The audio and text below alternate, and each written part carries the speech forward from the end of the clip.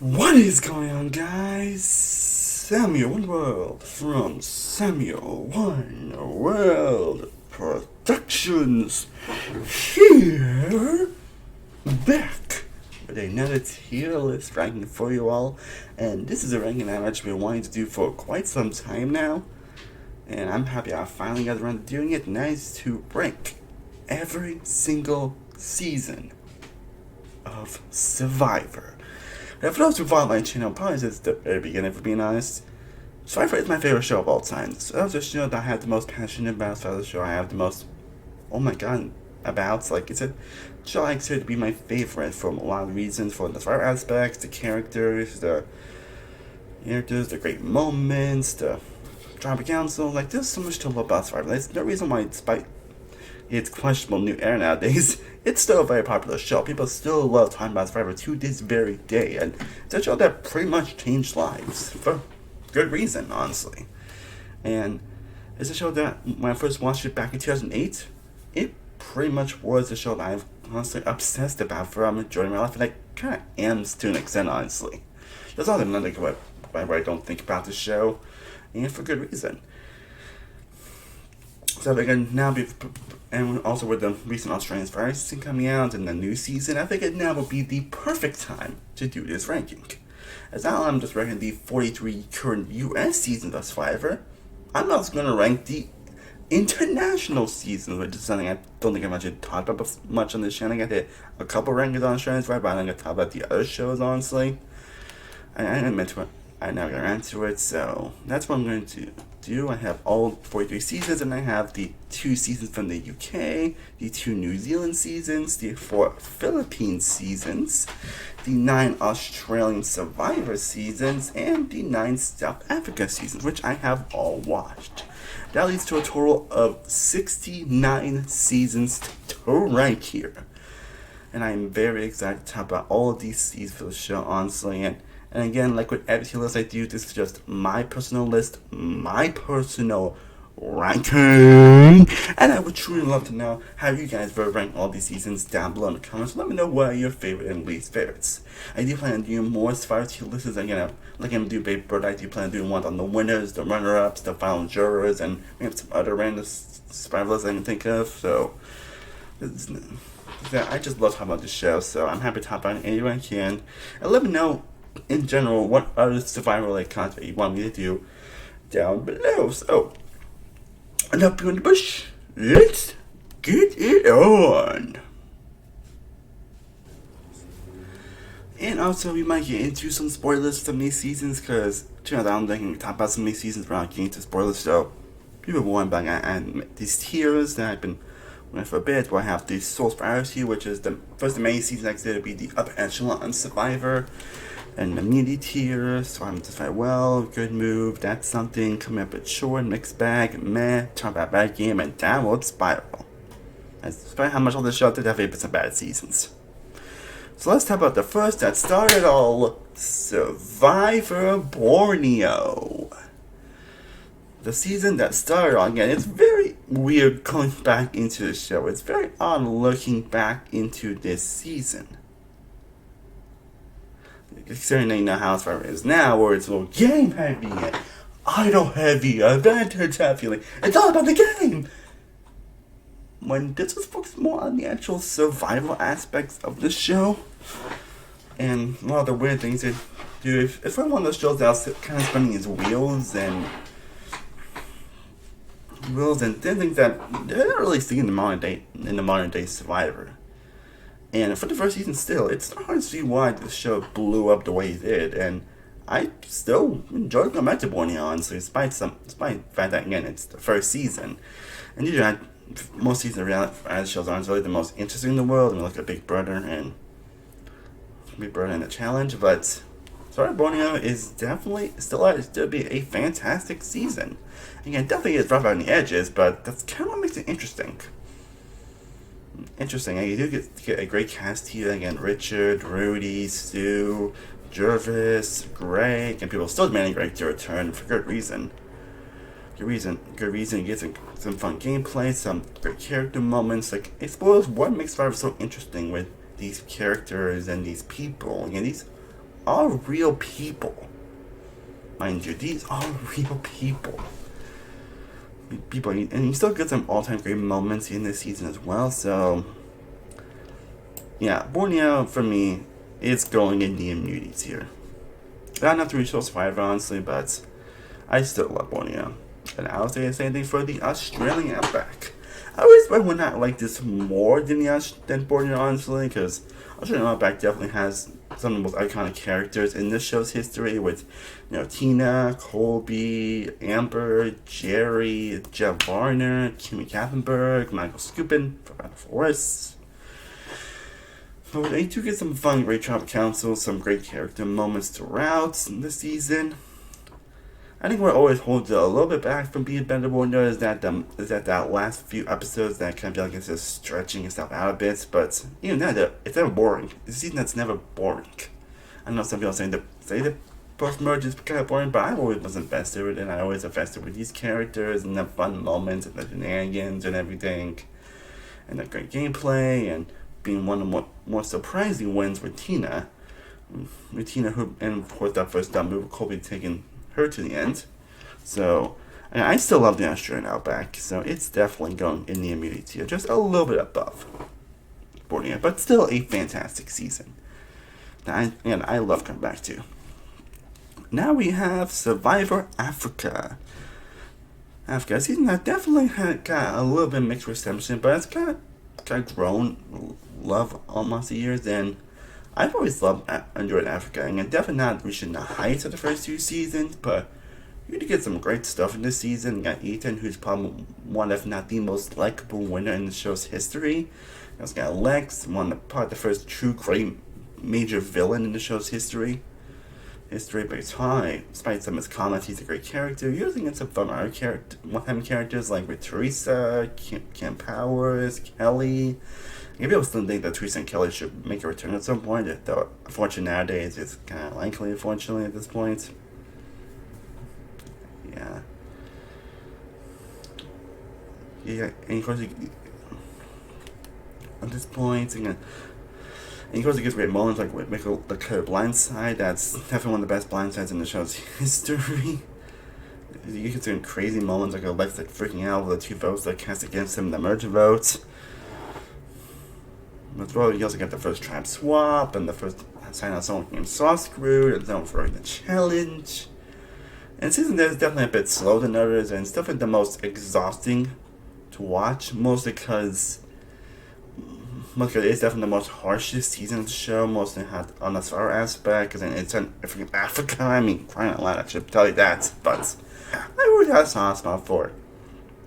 I always had a soft spot for Survivor Africa, so it's going in the surviving well tier. Now we get to my cases, which is definitely one of the 2 seasons on this list, on this ranking, that I think I've actually grown a much more appreciation for. Honestly, because honestly, I think in my original Survivor ranking I did before Winners of War, I think I had this like in the decent tier. But honestly, I would actually not put it in the surviving well tier, actually, because it might be a great season. I'll say Africa's still a bit better, but I still do enjoy my cases. Again, I'll say the final two definitely does kind of hold that up bad for me. It's not a bad final 2, but it's not the most interesting in the world. But you do get some great characters here with Kathy, Sean. It's a shame the guy never returned on the season. You get the first appearance of Boston Rob, which is very interesting seeing this guy make a return. Actually return in All-Stars, and now he's basically the most beloved survivor of all time. And honestly, for good reason. But his stuff's great. You get the first major instance of alliance actually turning on their own alliance. Lines on basically where 2 people, the bottom majority basically tries to top the majority, which is something now more common nowadays, but it was unprecedented in this season. Based on gameplay, you get some of the most hilarious and charming moments in this show's history, especially in the pre-merge.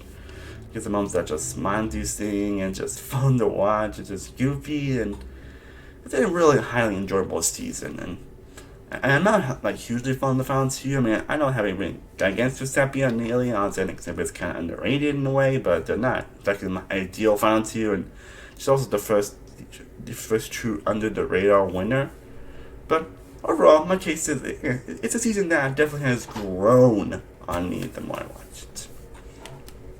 And now we get to Thailand. Oh, oops. Yeah, Thailand sucks. Like, join me to say why this season sucks. Yeah, and while I just said I do find more positive with this season, the more I watch it, Thailand I think is a pretty abysmal season that is likely unmemorable in all the worst ways. Again, even Jeff Probst freaking hates this season, honestly, for good reason. It has some of the worst winner Brian, some of the worst people to be on the show, some of the most forgettable people to be on the show. Really like Sheehan and maybe Jan and Helen to an extent. And even a couple people have their moments, but Sheehan's probably the only big, and even Sheehan and Rob probably the only two big shining highlights of the season. And then like, some you take or leave it, but someone's like, nope, some of the worst people to be on the show.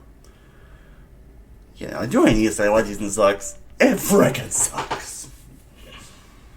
So yeah, Thailand, not a good season. Definitely the worst US season in my opinion. Not the worst season as a whole, we'll get into that, but in terms of the 43 US seasons, in my opinion, Thailand is the worst. Now we get to Survivor the Amazon. Another like revolutionary season that we get some moments that really changed the game. And you got freaking Rob Cesternino, who to this day is still held as the best player to never win, and honestly for good reason. The guy pretty much was the star of this season, and for good reason. He really owned every scene he was in.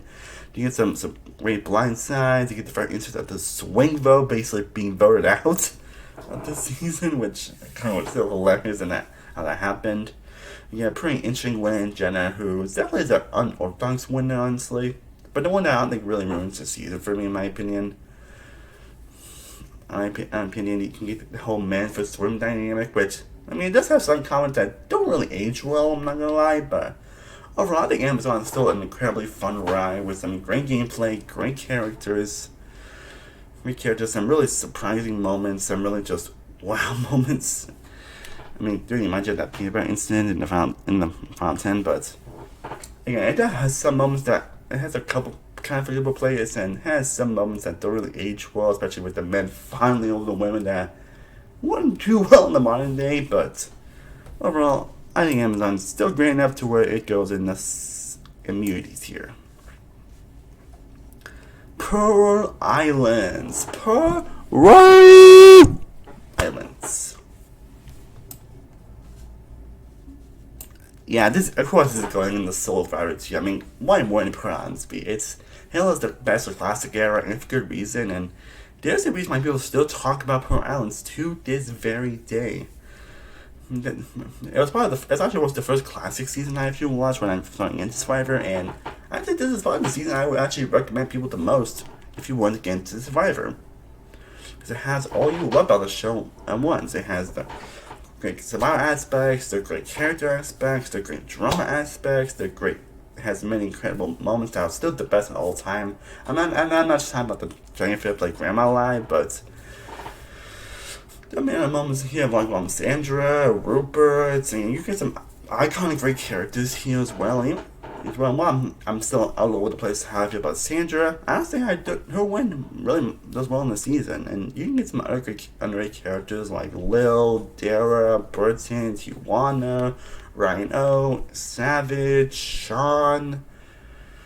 You get some all great characters here and some all-time great moments, and the entire team, oh my, entire team, it's so incredible. So yeah.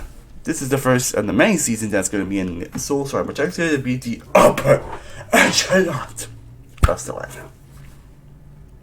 And now we get to Survivor All-Stars, which has been one of the seasons that I think has kind of gone down on me the more I think about it. But even then, I don't think All-Stars is really a bad season. I just think the negativity surrounding the season does really bring it down with all the stuff about Lex and how Rob treated him, and this was a season where basically Rob basically rolled up to the stratosphere as being an all-time great player. Of course, having this all-time great romance with Amber that, to this day, they are still together and have 4 kids. Which is still but one of the, not the biggest reality show romance of all time. Like, I see that these characters back was pretty fun and great to see. Well, it's disappointing that something doing Make It Fine. It's still fun TV, and watching around Anna really do make this season so funny. You also get some other great characters here with Rupert, Big Tom, Sheehan. Actually, there's some episodes that really do sort of home this season, and a lot of episodes aren't really the most interesting, and that negativity does kind of bring it down a bit, and that whole Sue Han situation. Yeah, it's good. That's something to you. That is something.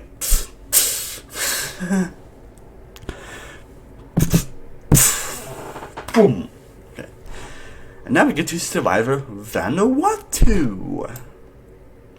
I debate whether or not I want to put this in the good mood tier or the surviving well tier, but I'm actually going to put this in the surviving well tier. Now this season, I think the pre-merge is just fine. Like, it had some great moments, had some great character moments, and has some fun elements to it, but it's just not really the most interesting pre-merge in the world, but it's still watchable. I think what really cements season 2 on this tier, it's pretty much everything from the final 7 onward. Anything else for that were fun, but everything from the final 7 onward, in my opinion, is top tier Survivor. Again, I've always enjoyed Vanuatu, but everything from the final 7 is fantastic. Last year, you got Chris having an incredible underdog story of someone who basically could easily been the first one voted, and he ended up going straight to the winner's circle. And in fact, being the last man standing against 6 women, but this season also uses the man and woman theme again. Like, that is incredible gameplay, and he played incredibly well and had an all-time great Donald Trump counts performance. He's doing a great. All the women are still great. Twyla, Scout, Eliza, Amy, Leanne, Julie, all great characters here. You can get some good characters like Rory, and Dolly was a fun pre-merge boob who, again, a nice example of a swing vote, beating voting out. There definitely have some fun moments in pre-merge, but it's not really the most interesting in the world. I just think that everything from the finals and on really elevates this season. Okay, now let's continue on. We're talking about Survivor Palau, Season 10 of the show. Part of the first season actually have like a 20-person cast up to the more Finley eliminated first, but then the first season really actually had this cast. Think about it, and it's definitely an interesting season. Of course, you got the Ulan tribe, which is right now being the worst tribe in the show's history, that didn't win one single individual media challenge. There's not one, and the only time that our tribe and Trump Council was cutting out of both tribe going to Trump Council tank. So the Ulan downfall is incredible and hilarious and fun to watch. And these are the characters on that show, like Ibrahim, James, Angie. We're all fun characters.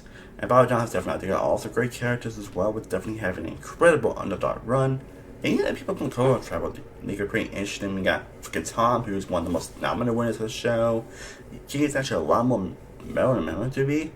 Ian was also a great character. Jen, rest in peace, was also a fun character. Karen kind of sucks. Honestly, and well, this season does have kind of a couple lows here and there. I still always have a fondness for Palau, so I'm putting it in the surviving well tier. Like, it's not too much I can fully say about Palau, but it's definitely a great season to watch. It also has a fantastic final media challenge. Speaking of fantastic final media challenges, I would say the same thing for Survivor Guatemala, which is basically, again, what people consider to be the more underappreciated season of Survivor, as until Winners of War, nobody really returned from this season. And people are still demanding people like Judd, Gary, Jamie, Amy, Sydney, Lydia, Rafe. People always expect all these people to eventually make a return at some point. And unfortunately, well done. Now less likely. Well, I think, in my opinion, a great season. Well, it does have, again, a really fun, great moments. Again, some crazy, hilarious moments. A very interesting underrated winner with Danny in this season, who I didn't expect her to win, but I think she actually deserved it. And unfortunately, how she played the war, but I think overall she played a great underrated game. Stephanie was a little more bratty in this season than I actually remember her being, but I still think she's a great character. Again, Judd was an all-time great character here. Sydney was great. Ray was an all-time great player in this season. He's again maybe a couple of lulls in the pre-merge here and there, but especially in the first few episodes where it has some pretty forgettable characters. pretty beautiful boots, but as a whole, I still enjoy Guatemala, so I'm also putting it in the surviving well tier. Then we get to Survivor Panama Exile Island, which was also one of Guatemala's that also probably introduced the hidden me idol, which of course is not common nowadays. But this one is now more this Super Idol, basically he played after the votes are read and was just used only a couple times. Yeah, remember that. But as a whole, Survivor Exile Island, I think is, in my opinion, a fantastic season. Well, I can't my dragon and merge with the boot order, but I think this Isle tribe definitely makes it so entertaining and so hilarious to watch. Again, this tribe is just a disaster, but it's so hilarious to watch. Again, again, for people from Danielle to Suri, who went from being someone who could easily have been the first boot to basically be one of the best players of all time, watching the game. This is the first time which came short. She played an incredible game this season, especially with that 3-2-1 build, final 6. Just kiss. Shane, also a great character. Courtney, another great character in this season. Terry, great underdog, great, amazing immunity run, and great person and fun rival with ours friend this season. Who, one of the most interesting one in the world, was still a satisfying one too. So, overall, I'm putting this season in the immunity tier. Then we get to Survivor Cook Islands, which is an interesting season to talk about. Again, this season, of course, seeing on with that hidden me out thing, had 20 contestants that were divided by race, which was controversial to determine. I don't think really holds up well in the modern day, but it may have a couple of contestants that aren't the most interesting in the world, but overall, I still love Cook Islands. I think Cook Islands, in my opinion, is a fantastic season show. You get some awesome great characters here, and this is also the season that introduced the Final 3 and the Final Top Council. Yo's an all-time great winner and an all-time great mastermind in the game. Ozzy is an all-time great challenge beast in this season. You also got players like Jonathan Penner, Guinness, Butterforce. You also got Parvati, which is very interesting to see how Parvati was in her first season on the show, where she isn't the most memorable in the world. Yeah, now she's probably the most iconic female character of all time. Players like Adam, Sandra, Becky, and even Nate are great characters as well. And you can get some fun people like Brad and Rebecca, fun Bruce Q, and the whole Bear Garcia situation, the second episode, which it's easy to believe. This also season that introduced a split vote strategy. Actually, that's now a common occurrence on this season on the show, but yeah, I was a bit worried I want to purchase in the immunity or the Echelon Survivor, but I think with all the game changing aspect this season and having some great moments in this season, and of course, I was going to the immunity season as well, so I'm actually putting this in the Soul Survivor tier. Again, the first of many seasons that are going to be on this tier, mind you. Now we get to Survivor Fiji. Fiji.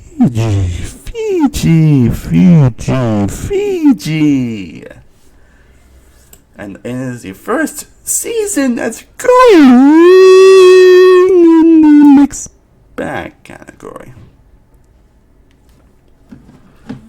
Yeah, I mean, I definitely do appreciate a bit more, honestly. I think there are definitely also some great characters and some great moments in this season. That's with that card deal, and yeah, I mean, it's a great character. Earl's a fantastic winner. But this pretty much is so goddamn boring. Like, this pretty much is just... This pretty much sucks. This pretty much sucks. Honestly, it is so boring, uninteresting. The people that I wrote out are the most uninteresting people to have ever played Survivor. I'm pretty sure nobody hardly even remembers any of these characters, and I mean, for good reason, but yeah, I'm pretty sure nobody even remembers any of these people that have appeared on Survivor, and to be honest, for good reason. Like, really. But by the end, it just has a great moments pre-merge. You're gonna get that Final 9 Trap Council. It's an all-time great Trap Council. And I think Dream is actually a much better character than I remember it being. Boo has his moments. Even Stacey has her moments. But that she was the one that burned out. Also, made common occurrence of voting out the person that was least likely to get the idol. Which is now a common occurrence, but it's now a solution in this season. But again, I think there's definitely a positive towards now that season. and the post-merge 2 was not a bad season. Again, Earls of Rift has 9 winners, despite only watching one episode this time. But as a whole, yeah.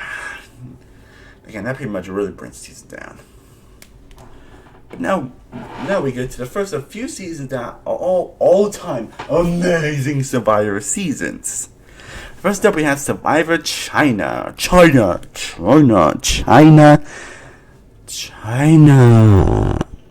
Again, I love Survivor China. A season that, again, they used the China aspect in the season incredibly well and amazingly here. And I see where it's one of all the challenges and it works incredibly well here. You also get some characters that are more all-time great characters here with Courtney, Amanda, Todd having an all-time great performance and being a highly memorable winner. You also get James here, who of course made that double out mistake by getting right over 2 hours in his pockets. You also get some other characters like John Robert, Jamie, even some great, pretty much, you also get the most swap squid player out there with Aaron, who was actually on a high in this season, yet for the weird swap, he got voted out. Again, that China aspect really is great here, and how they implement all the challenges makes every challenge so interesting and so inventive. I do even get a little some stuff about actual Chinese culture in this season, which I think works very well to this season's benefit. So yeah, I love China. It's going in the upper echelons of survival. It's going in the upper echelon of Survivor. And I also say something about Survivor Microdija, which is easily a top 5 season for me. Like, I know season I watch season like after per rounds actually, but this season I think the more I think about it, the more I watch it, the more I love it. Again, it's an idea of having a fans versus favorite season, and a season where you have the most diehard fans of the show could be against the most memorable characters. And while there are a couple of question marks here, some of the question marks end up being, again, like a Parvati, some of the most memorable players of all time. And Parvati is still the best female player of all time, and it's really this season that solidified her legacy as that. I didn't think on most game seasons she could definitely really prove herself in this season, and she definitely really proved that she played in a massive and incredible game throughout. A time performance, the most iconic lines of all time, the Black Widow Brigade. Yes, sir.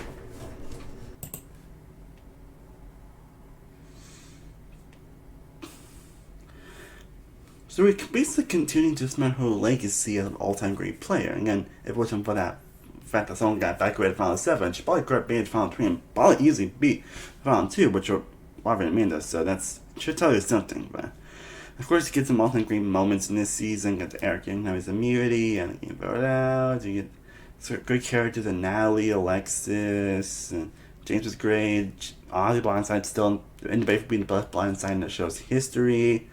Eliza was a great character as always. You get some really great downfalls here in this season. The fans here kind of play a lot better than you expected, and end up handling a lot better than you expect, honestly. If there was just an all fan like all fans just went out at once, like all that stuff. But this was a really compelling and fantastic season. They brought out the right people, and you get a season that filled with drama, filled with stakes, filled with incredible intense drama councils, and a very satisfying win. So yeah, I love Micronesia. And then we get to Gabon, which is the Survivor season that made me a Survivor fan. And that's one of the season that is known for having Jeff Cross actually quit the season at one point. And I think you know what I'm going to Survivor Gabon is. Yeah, it's in the top tier. And it really shouldn't be. And I know it's nostalgia talking, because again, this was my very first Survivor season, but this is a season that's unlike any Survivor season out there, and that's what makes it so entertaining. Like, it's definitely high up, and definitely being the most entertaining Survivor season in general. Like, I love this season, how bananas and crazy you can get at times, how some aspects that aren't really what you expect from a Survivor season, honestly. You got some crazy, wacky characters in this season. You got Ace, who basically plays like a James Bond villain. You got Crystals by being an Olympian, pretty much one of the worst chat films of all time.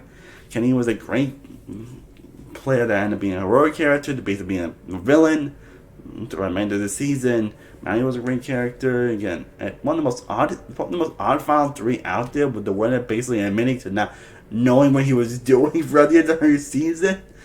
Like, oh my god. And you got the whole final intro council that's something I shouldn't enjoy, but it was just hilarious. Like,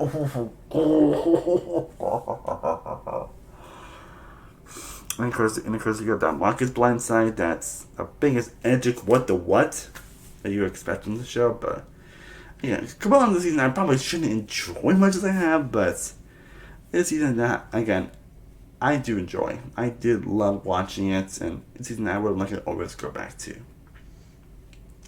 Definitely a WTF season, but the best WTF season. Then we get to season, the first full season, which I actually watched season episode 7, Survivor Token Chains, which I still think holds up incredibly well today. I think it's one of the most beautiful looking seasons of the most beautiful looking season of the show so far. It's like the shots and the landscapes are just breathtaking. You get some incredible, fantastic characters in this season. You got JT, who put the first two perfect games. Steven, great character, great player. Taj, Aaron, Coach, who was someone I pretty much detested when the season came out. I mean, tested is a strong word, but mostly hated throughout this season. But he's a character that's not good for everybody, but he's definitely unlike any Survivor character that he's definitely unlike any Survivor person that's ever been on the show, and for good reason. Like, he really makes the season so entertaining to watch. Honestly, you get some other characters like Debbie, Sierra. They're just seeing Tyson's first time on the show, he's now a legend of the show now. But of course, Brendan's downfall was great. Gets some pretty much characters in this season with Sandy, Sydney, Carolina being an itching first boot, and Candace being an off-first boot as well. But you see that's just so fun, so dramatic, it's just so entertaining from beginning to end. So, yeah, Token Chains is going in 5 seasons, and 4 seasons in a row that are legitimately in the top echelon of Survivor. And we're gonna go on the train for a bit. Now we got Survivor Samoa. Samoa. Or as I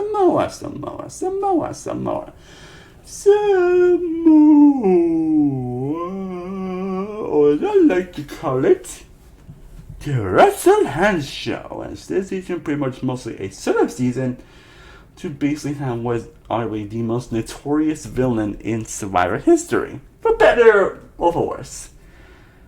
I suppose Hands is one of those characters that you definitely love or you hate. He's someone I'm kind of more up in the air about, because he's someone I probably admire and appreciate more than I actually love his personality, love how he played, how his personality and how he's portrayed.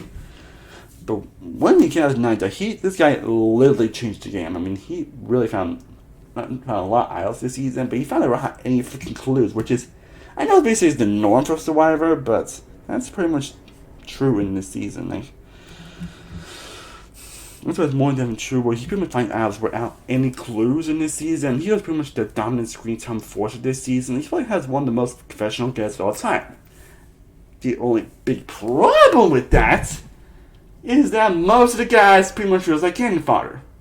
And some of them make it pretty far into the season, and because you're like, wait, who is that player again? Who is that person? Wait, who is he again? Wait, why did they go again? Like, huh? Wait, who was that person? Like, these are that type of plays. Not all of them, honestly. Like, I think Meg had a good start before he started to pitch. Son has his moments. Jambo was a fantastic character, and her kind of rivalry with Laura was kind of fun to watch. Honestly, you can get some fun pretty much characters in this season as well. There's definitely some fun moments in this season that aren't any of us Russell Hands. But yeah, I think how much you enjoyed this season would depend on your tolerance of this character, honestly. And he definitely season still at least enjoyable, but the fact that he's hogged so much screen time to it, all the other characters are pretty much cannon fodder, like I mentioned earlier, it brings the season down to just coming up a bit short. I think his gameplay and some other characters do elevate this season, but yeah, this is an example of some basically still every scene and everything else comes just secondary. Now we get to the 20th season, Survivor Heroes vs. Villains, which for the longest time was actually my favorite season before a couple did knock it out, but I feel like Heroes vs. Villains I think is definitely still a fantastically strong season. And probably the best returning play this season that we have gotten. And probably will everywhere if I'm being honest, but Heroes vs. Villains I think is still a fantastic season of Survivor. Combining some of the most notorious heroes and villains, and though that's something that's kind of cautionary, Candace. You still get some fantastic character moments in this season. You get some people that kind of like Bruno likes in this season, and like Parvati's some being an even more greater friend this season. Sandra getting her second win, and while it's still debated to this day whether or not that Sandra or Parvati should have won this season. Like there's still so much heavily debate on that aspect. Honestly, it's one of those where we're finding the way. Got Russell basically just playing kind of the same game, playing the same old that goddamn game, and basically kind of somehow playing a worse game than he did, and kind of bring Jerry even more than he did last time. You get Jared Manty playing her best game this season. You get more some Colby Rupert. Danielle gets more time to shine this season, despite not being the most notable figure in this season. Hannah's had an interesting thing this season. JT and the whole giving out to Russell and his downfall and that drop council being probably in debate being the best drop council in the show's history. This season where it never really like slows down. You get some craziness in like every episode and it was a perfect time to celebrate 10 years of Survivor when this season first aired. Yeah, so Heroes Villains, my opinion, is a top tier Survivor season. Top tier. Top tier. But now we get to what is called the Dark Era of Survivor, where basically, in these next 6 seasons, aside from one season, these seasons are considered to be the bottom of the barrel of Survivor. And yeah, I can't deny that. I'm sorry. I wish I said they were pretty underrated, but no, most of them pretty much some of the worst seasons of the show. So I'm going to get these a little more quickly than I usually do. Nicaragua, while it's definitely not the worst of these seasons on each time, it's still going to be in the talk about a bad game season. Well, while you do get a great winner in the season and some couple good characters, you get some of the worst people to be on the show. You can see this as mostly boring, mostly uninteresting, with not really any like true noble moments happening. Of course, also having that medallion of power, which is basically the worst twist in the show's history. To even then, they just really dropped it and swap. Yeah, not much to say about the season. Sorry. Then we get to Survivor Redemption Island, which I think might be the best of these new era seasons, of this dark era, but it's only the fact that Boss Rob Island gets a winning game this season, and it's kind of hilarious seeing people just fun all over Rob, and you get one of the biggest protagonists out there, and you do get some fun character moments and some fun people in this season. Like I think Phil's kind of growing on me a bit, and I think Andrea is probably her best time on the show, especially not Andrea. It's maybe 3 times. All her seasons are basically not the best seasons of the show. On the show, you get a fantastic premiere episode, but except for that, now we get to South Pacific, which is kind of also the same as that challenge, just worse. Can't defend it. It's going in the talk about bad games here. Coach Daniel plays probably his best game here, though he kind of bombs his drop council performance. Sophia, I think, kind of has grown on me a bit as a winner, mostly from her win as a war game. Tomorrow down when I talk about the final winners at some point.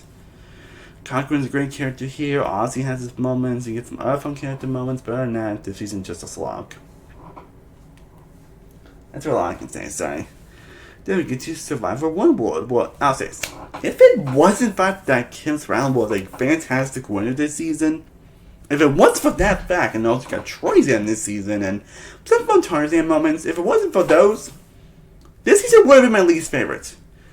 If it had one less than one, if any of those 3 didn't happen this season would have been my least favorite, because it has is so egregious and boring. Colt is one of the worst person to be on Survivor, honestly. Yeah, Trump Council basically the tribe just gets a freaking immunity to basically go Trump Council, which is freaking hilarious, but really? Most of the people are just cannon fodder and not interesting characters and everything. And Troyton has his moments. He also even Cat has a couple good moments, but not like great moments either. Joyzan, of course, is my island, and Kim had the most dominant game ever, and is still a likable player. But that's, yeah, it was one of those aspects. This season would have been my least favorite, but I'm still putting it in the downward spiral tier. And now we get to what's arguably the only good season in this portion of Dark Era, and one actually like, oh yes, okay, it should be good again. After 4 terrible seasons, and that is Survivor Philippines, which is going in the immunity category. It does have a couple of forgettable players that do prevent it from being the Survivor tier, but again, you do get some great moments in this season. You get the Massing Tribe, which is a disaster of a tribe, and a great idea of like 3 players that were previously evacuated pre-seasons, and well, there's questionable what you can say about Scuba nowadays. I mean, I'm not gonna say if it doesn't don't know, but he got in some trouble recently. Got into trouble in the last like, I don't know how long it's been, but let's just say he did some questionable stuff. That's all I'm gonna say. But in this season, it was a nice seeing him actually return, and he did play a really good game here as well. You know, it's got Denise and Malcolm being one of the best duos out there. Lisa having a pretty emotional story throughout the season. Abby that's growing on me a bit, honestly, though I still find him kind of annoying in some areas. RC, I think, is a great character, and Arara was fun. Jeff Kent was a great character, and his Fountain Jump Council was just madness and awesome and just crazy. Oh my god, you get some actually moves like one testing game vote on actually just to kiss the pro statue that's happened. Happy you all get some pretty crazy and fun moments in this season, some great character interactions about the season, and a very unpredictable season as well, so yeah, I thought Philippines. Karamonan, the season I think has dropped rapidly on this ranking. The season I think I originally had on the B plus here. But yeah, now we need to talk about back games here.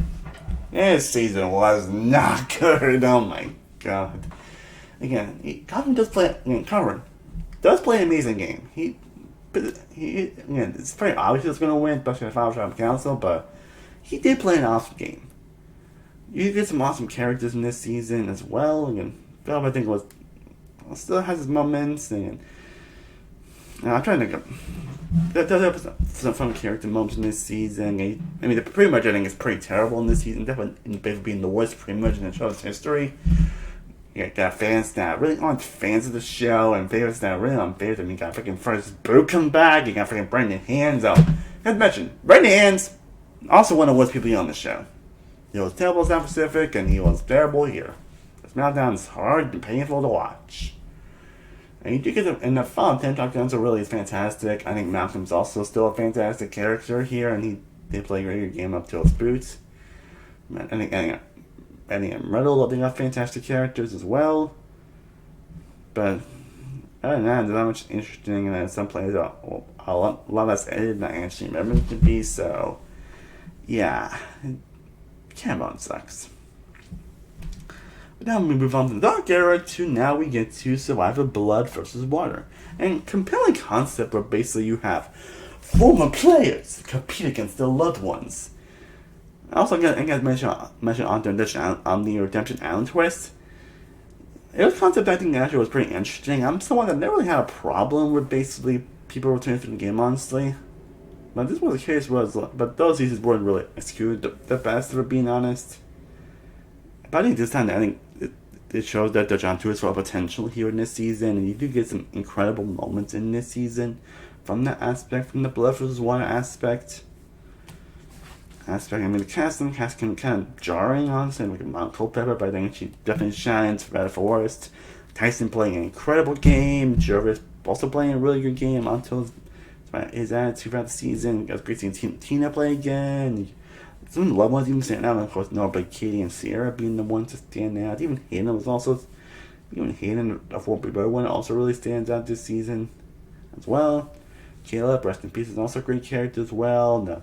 You get some fun pretty much Trump councils, especially with the Brian Culpepper vote out, and the whole Cat and Laura B vote outs as well.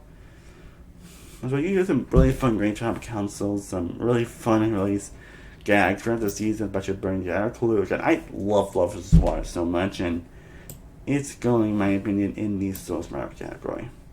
I don't know. I don't want to accept Love is Water, but this season was just great. Great. Tatiana! Seeing that when I first thought that was good, but never thought it'd be one of my favorites. But now, spoilers, it is my favorite season of Survivor. And for a lot of reasons. A lot of the reasons being the cast of the season. I think this season has the best newbie cast in the show's history. I think everyone really shines in this season. I think every Trump council is memorable, unpredictable, and surprising. You get some all-time great characters here in Bryce, Alexis, Claire, rest in peace, Sarah Lucina, LJ. Again, everyone's memorable. And Coach got Tony here, who I always felt unfavorable to Russell Hands, and I was baffled that you won. It's like, was I playing the same game he did? Why did Tony win? When I realized that Tony actually played a more better game here and actually did well. And even Treasure, that was a fantastic player as well. Chaos Cats was Chaos Cats. Spencer was Spencer. Will was Will. All fantastic people to watch on this season. You get another terrible tribe in the Brain Tribe that was a disaster. There's so much memorability to this season. It has some of the biggest highs in Spartan history, especially that final 11 Trump Council. That's just kiss. So yeah, Kageyama, my opinion, the best Survivor astronaut. So it has everything you love about Survivor in a nutshell. Now we get to San Juan del Sur, which is going in the Surviving World tier. Now people tell me actually about Van Want to. You can pretty much imply to here, honestly. Honestly, because again, I think pretty much also it's just whatever, honestly. I think it has its moments, especially that Drew Christie moment, but other than that, it's just there. And you could do, and at the Julie Blindside, you get some fantastic moments. Like I said, everything after the Julie Blindside is fantastic. And got two big blindsides around, two people that were probably set to win the game at the end of the game, but back to back. That Valentine Trump Council instated. Now it has probably the best stretch of winning in the show's history with that Valentine Trump Council and Chile voting someone out, but really voting the person trying to get rid of the person that voted out her closest ally. And she got out of the blind side, made another green move to Final 5, and somehow managed to win out the Final 4, and she ended up making an impressive winning game. And while her time was just kind of a little bit tainted because of Winners of War, I think Nelly still is a fantastic player in this season. You also get some great characters here. I think Jacqueline's great, Misty has some moments, Bayla has some moments, Keith's fantastic TV, John's fantastic TV, going from actually a heroic picker to actually kind of a villainous character. And you do get some replays here, like with Wes and Alec. I'm pretty sure nobody even remembers those characters, if I'm being honest. And Jeff and Josh are also fantastic characters here as well. So, yeah, again, it pretty much does kind of hold it back, honestly, like the band wants to, but it still has some of the best stretch of gameplay and moments in the show's history. Now we get to Worlds Apart. Worlds Apart. Worlds Apart. Worlds Apart.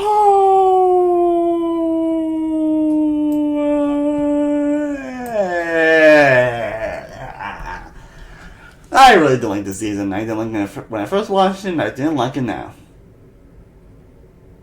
I should elaborate. I really don't like Worlds Apart. It's not up to not bad season. It does have its moments. Mike is a credible winner in this season.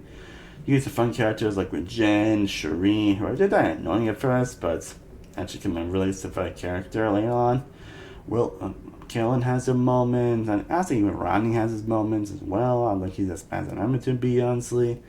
you get fun people with characters like with Vince and So and Nina and Max, well, he to an extent, but overall, the season was just not that interesting. Just have it has some of the worst people be on Survivor. It has some really questionable stuff that was said here. So yeah, the winning game is probably the only reason why it's not in the bad tier, but yeah. And now we get to Cambodia, Second Chance.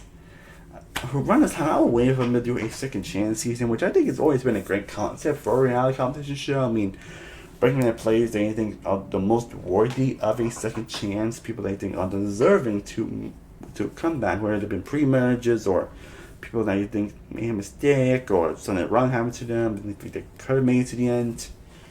And of course, now some people that wanted to come back.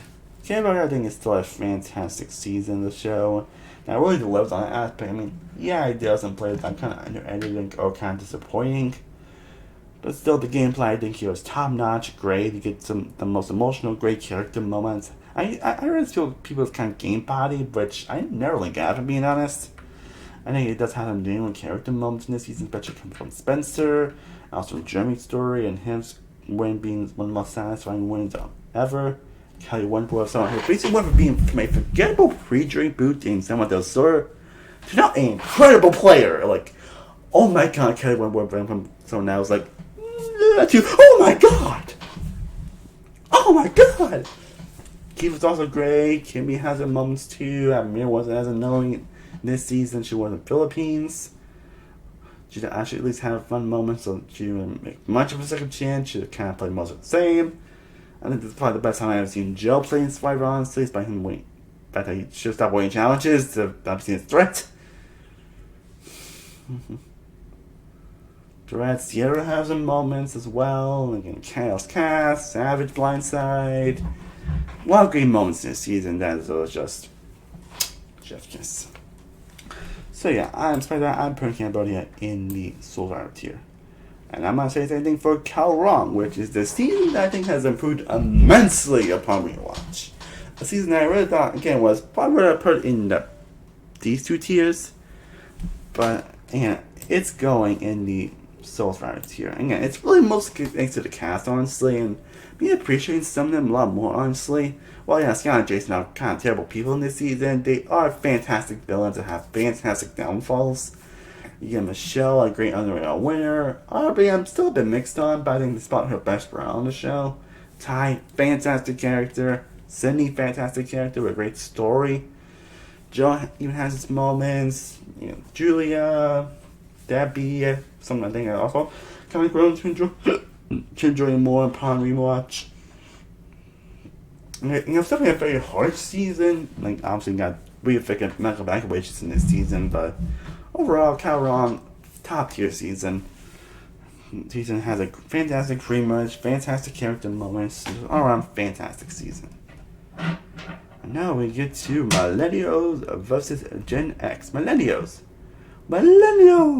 versus Gen X. Gen X.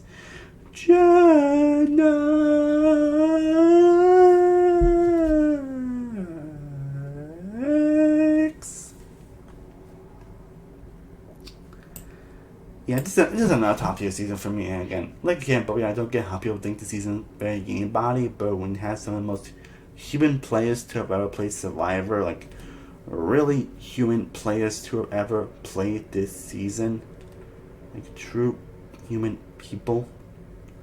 And you do get some ultimate characters here. Again, Adam, one of the most emotional stories ever on the show. David, one of the best growth arcs in the show's history. So piece of it was like, to be like, I'm a dominant player. I'm going to win the game. And he probably wouldn't win the answer like Adam did. And in fact, I do get some other great characters here as well. Again, from Brent to Jay, who as another fantastic character for the season. Ken Hannah were great.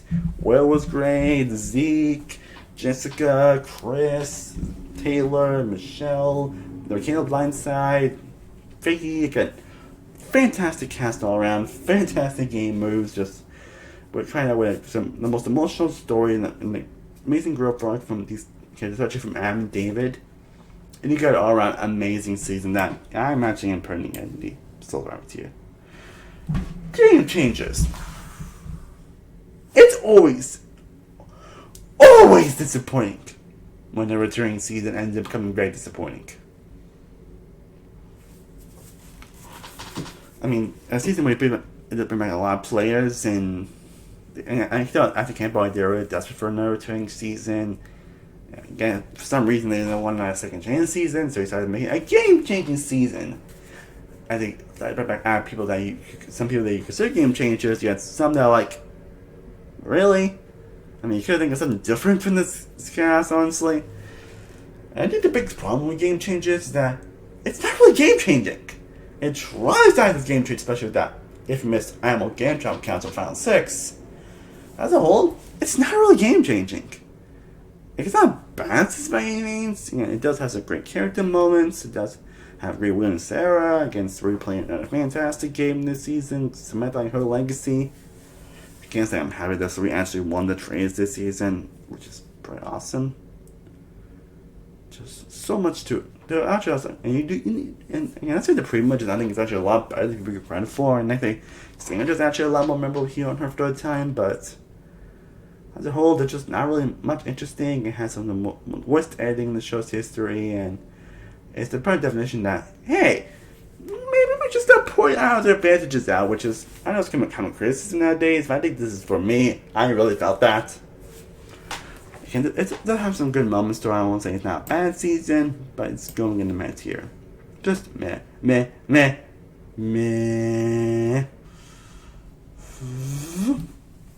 Now let's carry on. We're discussing with Survivor Heroes versus Healers versus Hustlers. A very odd thing for a season to call.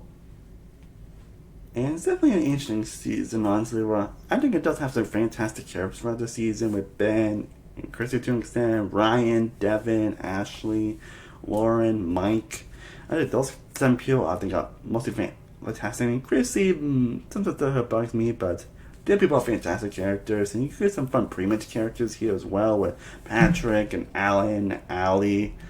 You know, and you get a fun merge blindside with Jessica in this season, some more Job Council, some crazy idol hunts, and in this season, it does have some pretty people that are just kind of forgettable and I don't like Cole, and Desi was fine, but not really interesting, and Joe was okay. She's kind of like a prototype Tony. JP was just actually could have been an interesting character, but he just kind of gets just slapped down after the Allen Boots, which is also great, all-time great pretty much Job Council. But that's all this season was just. Like this stuff was some fun moments in this season. I still do say I enjoyed the season as a whole. And of course, it introduced that infamous 5-4 brand making, which I don't have a problem with now, but yeah, I felt like it was kind of out of nowhere. So I'm putting this in that something tier. Ghost Island. Now this. Everything I said about Samoa, you can kind of cement that here, but instead of focusing just on Russell Hands, I can say the same thing about the 2 people that we found too, Dominic and Wendell, 2 all-time great characters and all-time fantastic game players. But again, they focus on them so much that most of them are kind of getting for. And we do get some great pre-merge characters here as well with Jacob and Gonzalez and Stephanie, Brendan. I think all the pre-merge characters I think are fantastic here as well. And Chris I think is a fantastic rival to Dom, honestly. Yeah, people can just go leave it, and even the pre-merge characters have their whatever moments, honestly. And the whole Navia Strong thing kind of gets annoying real fast, and I don't think they implement the Ghost Island aspect pretty well either. So yeah, again, just comes up a bit short. Now we get to David vs. Goliath, which I think is the best modern season of Survivor. I think it definitely at least has the best modern cast of the show, and it's definitely one of the more recently watchable seasons of the show. And it's really because of the cast of this season. Well, every Goliath and every David gets one moment to shine this season. Pretty much, it's definitely one. It ended up being the most unpredictable season of the show, where every time counts something crazy and insane happens, and you never know what's going to happen. they actually influence the adventures very well here. You get some great character moments, some great growth for a lot of these characters as well. And Nick, Mike, Angelina, Kara, Christian, Gabby, Allison, Davey. A lot of the characters are just now current all-time great characters that I would love to see make a return at some point. I know if we do eventually get a return season, we get a lot of people from this season to return, though. I'm excited new era. I don't know if it's likely at this point with the new era, but I think that this season has just an incredible cast, all-time great blind sides, all-time great moments.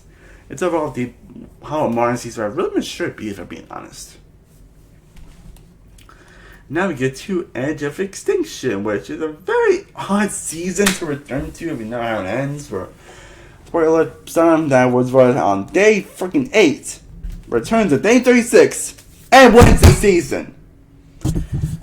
Like, for fucking real? Which kind of makes this definitely an unpredictable win and a surprising win. But not what I'm definitely still not sure how I feel about. I mean, the gameplay was definitely good, but they were given more idols. They were given advances. And this one that basically was just a nothing character. Like, you don't really know anything about him. The only one moment he had was a fight he had with a character on Edge of Extinction, but other than that, not really. Edge of Extinction, it was fine. It was okay.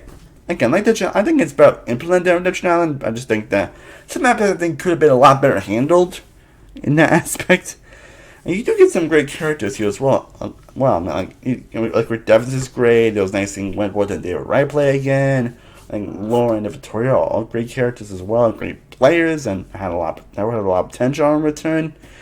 Aurora has her moments. Really, Ron had their moments. Even Gavin has his moments by him kind of being an almost nothing character, which I totally figured out that he was, honestly. Julie was whatever. Julia was whatever. Eric was whatever. Joe was just there. Ollie was just there by her having another blind side. Reem was a great first boot, though. Wendy was also a great character. Just so much up and downs with this season, but I think definitely enough good highs to where I'm actually going to put this season in the good move category. Now we get to Iron Turtles. Another season that I was actually pretty high on, but has gone way down.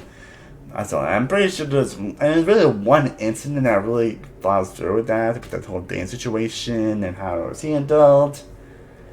Because for that, I really thought pretty much was great. You get some great characters in this season. I thought he was kind of a boring character. Tommy was a very memorable winner. Lauren was great. Janet was fantastic and should have won that season. Dee won something that probably could have been just an easy first boot. Easy, forgettable pre-Dre boot. And he ends up coming to a fantastic character. And one of the more likable people to be on Survivor. Nora was just crazy Nora. And again, another love or hate character, but to me, I love Nora. I love Nora. In this season, he gets upon pre-jump boots. I thought in the pre-match, aspect we're seeing like Rob and Sandra teach us Survivor players, I think it was a fantastic aspect to do honestly in this season. Again, the whole dance version though really breaks these down. I think the pre-merging suffers, and the gameplay and the merge itself really suffers. And because that, it becomes mostly boring. So yeah, I hate to put this, but I'm putting in the talk about bad games here. And now we talk about the winners at war. War.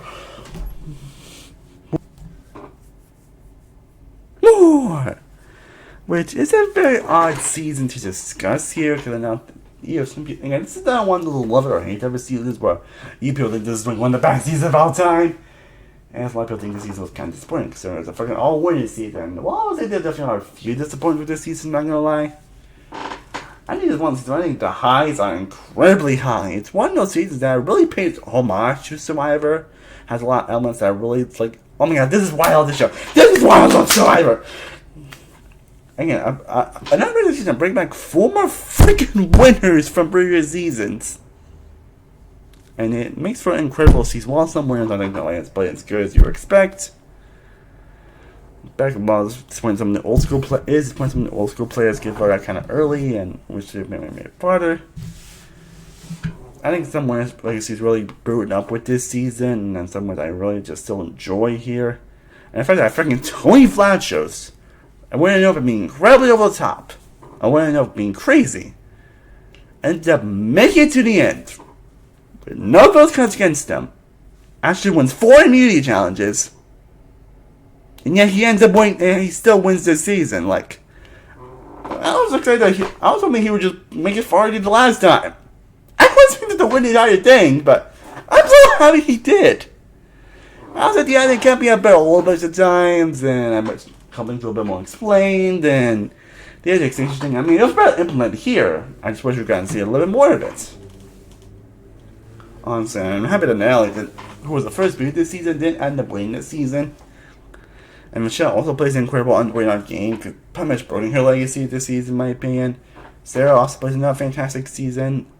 He played this season as well. Ben was great. Again, some players that were better than others, but there's no anyone I say was different bad this season. So it's different debate whether or not I wanted to put this higher because of the issues I have with it, but it's one of those things where I think that the highs are incredibly high. Like, incredibly high. And it overall has a lot of stuff that reminds me why I love this show in the first place. So, yeah,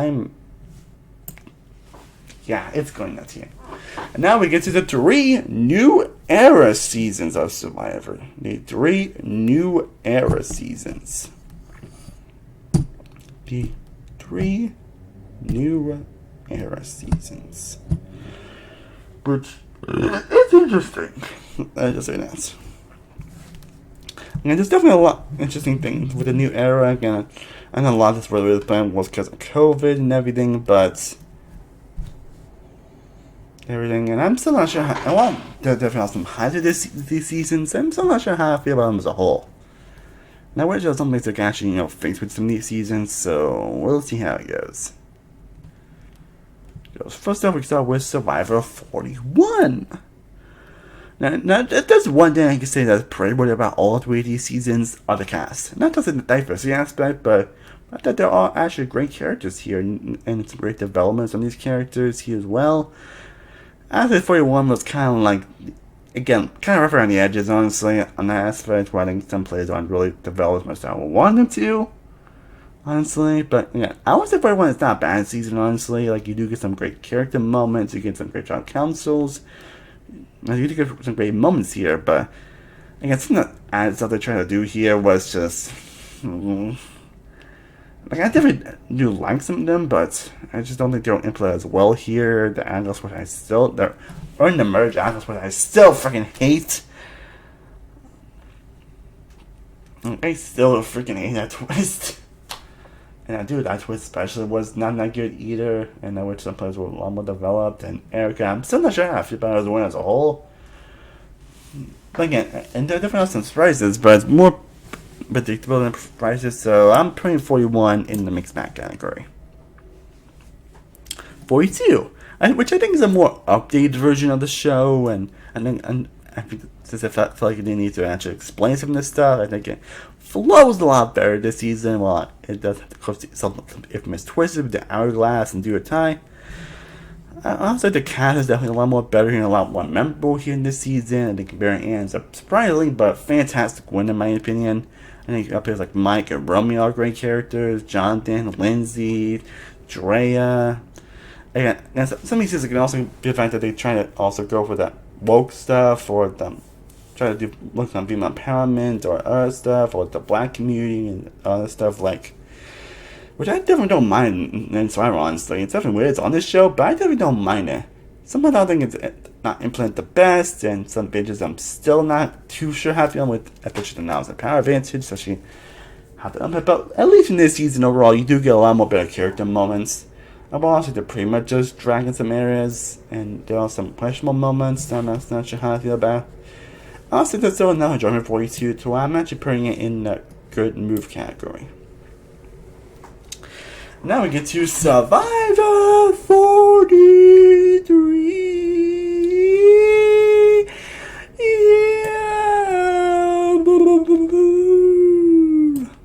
Yeah, it's going in the category. So about the best season of the new era.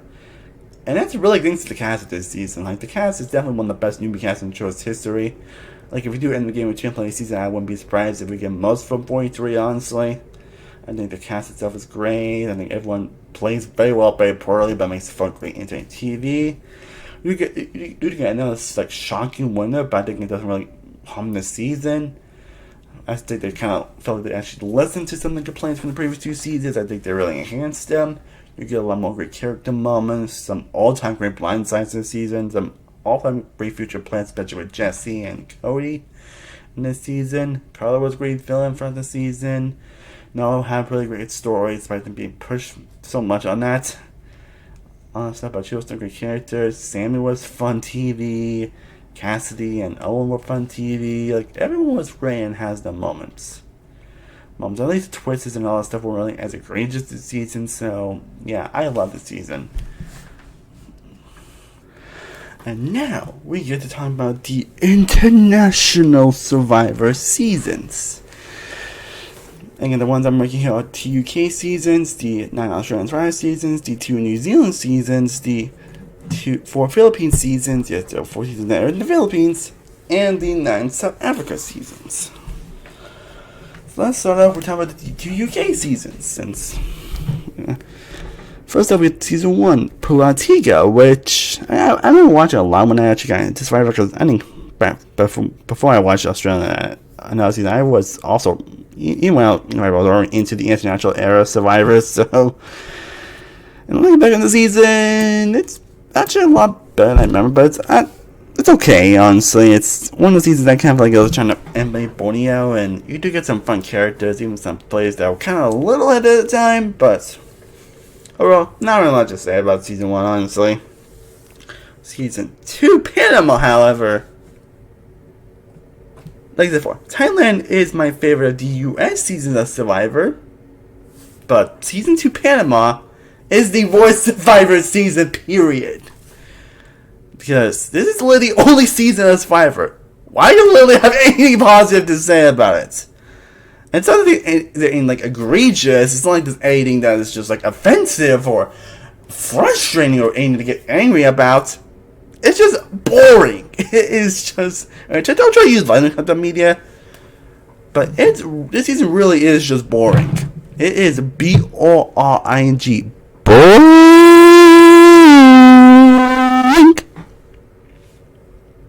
Boring. So yeah, going into downwards brought to you. That's all I gotta say about it. I can't really say anything about the characters or anything interesting about the season in general. It's just boring. But now we talk about the 9 Australian Survivor seasons. First up, we have the 2002 Australian Survivor season, which, despite from one crazy fight moment in the finale, despite an amazing winner that was actually at this time, and maybe a couple of characters, this is probably the most forgettable season of Survivor. So it's going in the mid tier. Then we get to Celebrity Survivor Banner 1 to their second attempt to have Australian Survivor. And in some ways it kind of can mostly feel like a Survivor Gabon of Australia, though there's one season that kind of tops that. But I don't think it does it enough to where I would say the season's enjoyable. I mean, guys, season were basically two people that were in the final 2, basically people that were already voted out in the merge. And aside from one good blind side, maybe some good characters, this season just makes back. Now we get to the current Australian Survivor format.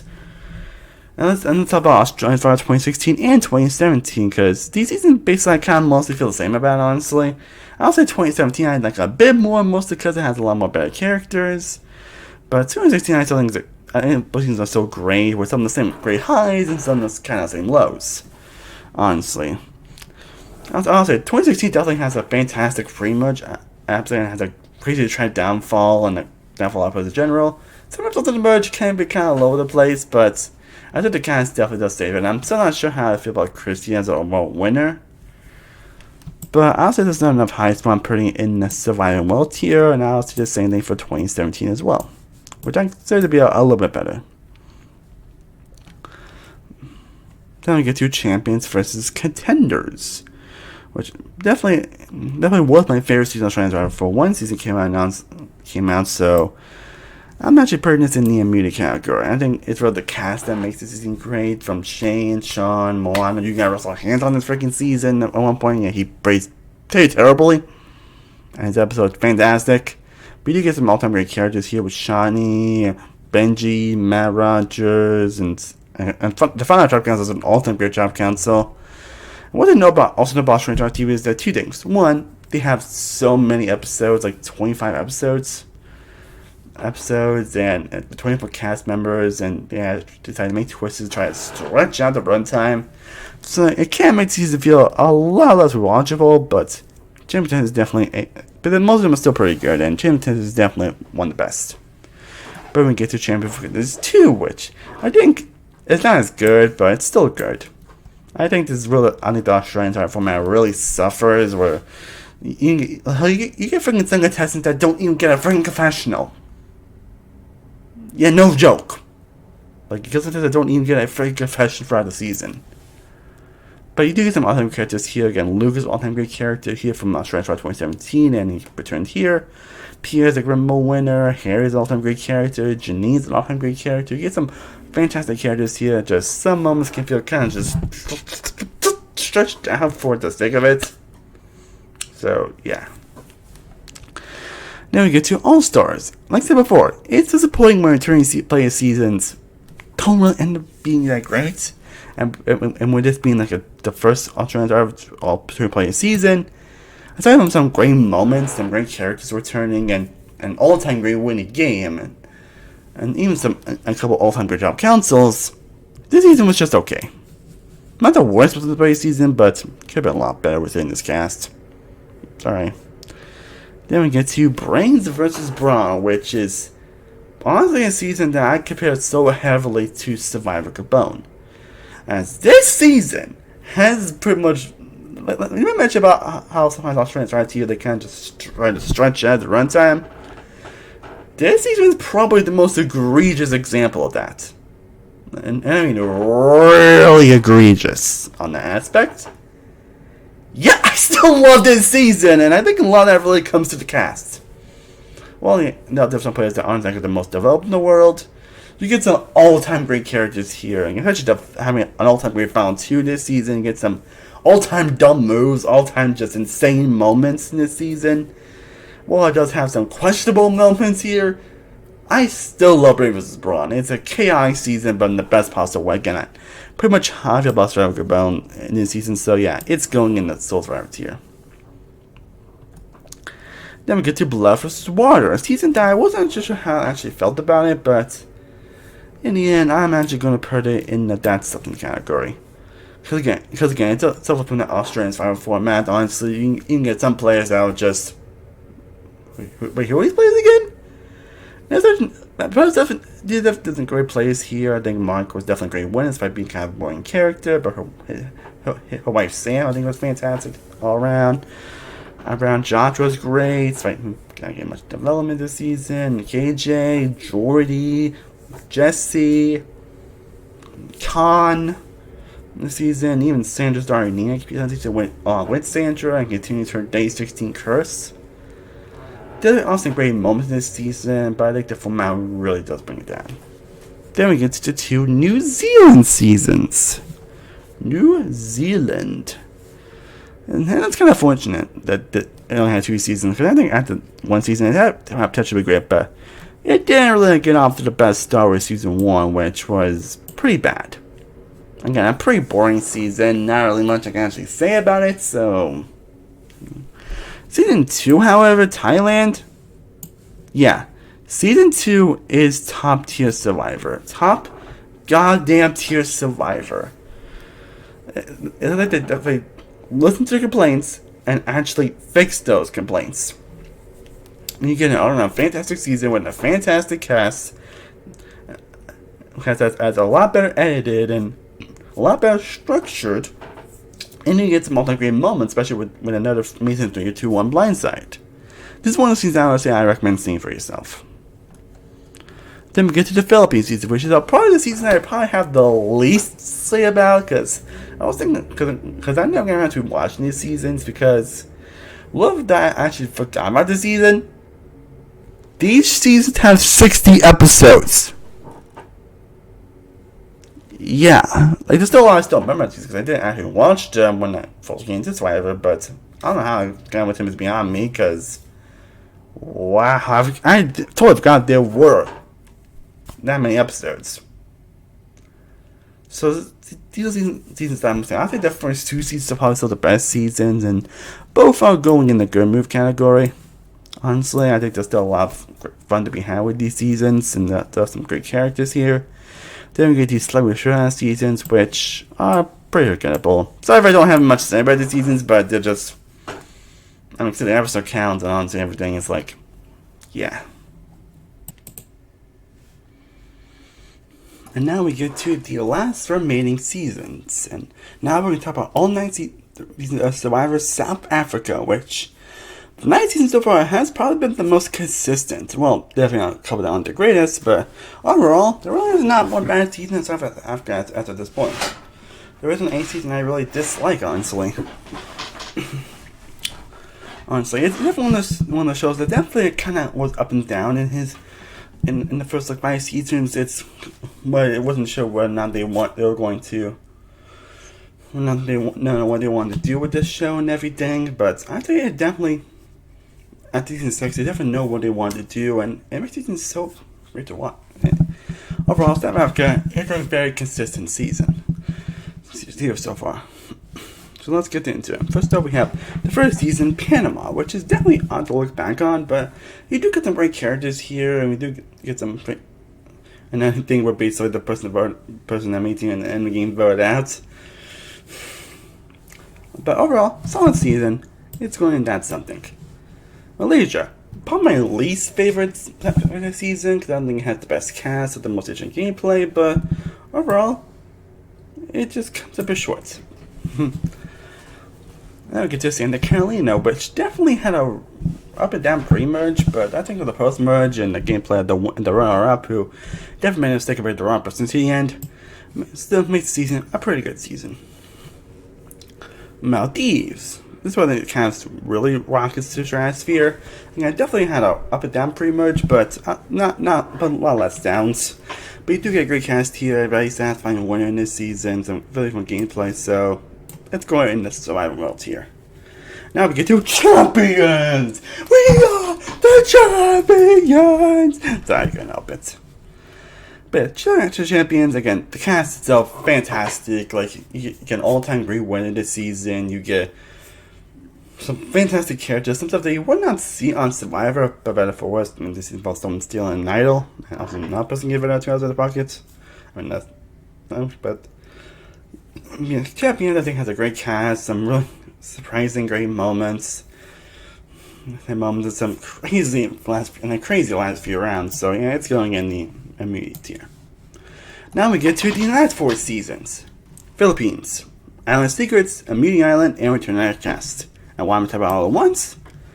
Well, that's because all 4 of them are going in the Survivor tier. Yes, I'm the last 4 Survivor South Africa seasons in the Soul Survivor tier. Why am I doing that? Because both seasons are fantastic. Like, I adore all 4 of these freaking seasons. And the Philippines is basically when they actually figure out what they want to do with this season, what they really want to go for. And it really delivers on that great aspect. It really delivers on that. Again, the cast in all these seasons are fantastic. Philippines definitely delivers on the great cast, some really surprising moments, some really moments that you would not expect, a great blindside, and probably the first many few WTF winners. As for 4 seasons, 2 of them had winners that are basically just like, really, that person won? I'm not planning on saying it, but yeah, like, really, did that person win? And not like in a heavy way, like, really? But yeah, Philippines is great. I honestly it's probably my least favorite of the 4, but it's still so it's still a fantastic season with a great concept, fantastic cast, one of the most dominant players ever on the show's history, and just top-notch gameplay. Immunity Island, which was my favorite for of the next season, which, again, another concept, very interesting cast, that are really here to play, great character moments, great just surprises and unpredictability all around. And another, really, that person won the winner? Which I feel is kind of more common thread in most recent Survivor seasons, especially the last few US seasons. But, what can you do? Then last week we talked about Survivor Return of the Outcast, which was basically a second chance season for the Outcast, where they don't bring anyone that was involved in Job Council, and they put back some very obscure figures for this season. But I'll say it worked, actually, and it does also involve the long episode format of Australia, but I think they actually make it work very well here, actually.